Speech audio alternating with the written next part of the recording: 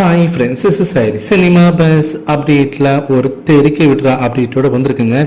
June 21, 22 ரெண்டு நாட்களுமே நமக்கு ரொம்ப ரொம்ப ஒரு முக்கியமான நாட்களாக இருக்குது. ஜூன் 21 நெல்சன் அவர்களுடைய பிறந்தநாள் அன்று ஜெயிலர் செகண்ட் பார்ட்டோடைய ஏதனா ஒரு அதிகாரப்பூர்வமான ஒரு அஃபிஷியல் அப்டேட் கண்டிப்பாக சன் பிக்சர்ஸ் தருவாங்க அப்படின்னு சொல்லிட்டு கோலிவுடத்தில் நம்பிக்கை தெரிவிச்சிருக்காங்க.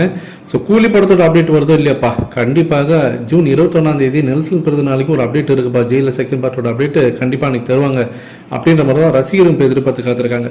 சரி, ஜூன் 21 இது. ஜூன் 22 என்ன அப்படின்னு சொல்லி பார்த்தீங்கன்னாக்கா அன்னைக்கு தான் முருகன் பக்தர்களுக்கெல்லாம் ஒரு மாநாடு வந்து நடத்துகிறாங்க. ஸோ அது யார் நடத்துகிறாங்க அப்படின்னு சொல்லி பார்த்தீங்கன்னாக்கா இந்து முன்னணி சார்பாக தான் இந்த ஒரு பெரிய பிரம்மாண்டமான ஒரு மாநாடு மதுரையில் நடத்த போகிறாங்க.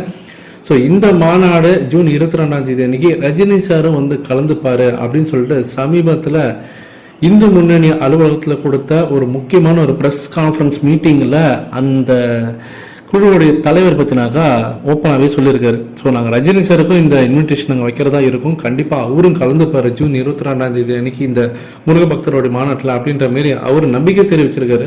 ஸோ வெயிட் பண்ணி பார்ப்போம் தலைவர் வராரா இல்லையா அப்படின்றது நமக்கு ஜூன் 22 அன்னைக்கு கண்டிப்பாக ஒரு விஷயம் நடக்க போகுது, வெயிட் பண்ணி பார்ப்போம். அடுத்தது சன் நெக்ஸ்ட் ஆப் பற்றினாக்கா அஃபிஷியலாகவே இப்போ வந்து ஒரு ட்வீட் ஒன்று போட்டிருக்காங்க. லால் சலாம் படம் உலக லெவலில், அதாவது வேர்ல்டு வைடில் ட்ரெண்டிங்கில் நம்பர் 1 பொசிஷனை பிடிச்சிருக்கு. ஸோ சன் நெக்ஸ்ட் ஆப்பை பொறுத்த வரைக்கும் so watch the film that's winning hearts அப்படின்ற மாதிரி தான் அவங்க அந்த சப்டைட்டிலே கொடுத்து அதை போட்டிருக்காங்க. இது ஒரு பக்கம் இருக்கும்போது ஏற்கனவே நம்ம சொல்லியிருந்தான் இந்த லால் சலாம் படத்தோடைய ஓவரால் பார்த்தினாக்கா அந்த ஒரு சாதனை அப்படின்னு பார்க்கும்போது 20 மில்லியன் ஸ்ட்ரீமிங் மினிட்ஸ் போயிருக்கு. ஸோ அதுவே வந்து ஒரு படத்துக்கு ஒரு நல்ல சாதனை.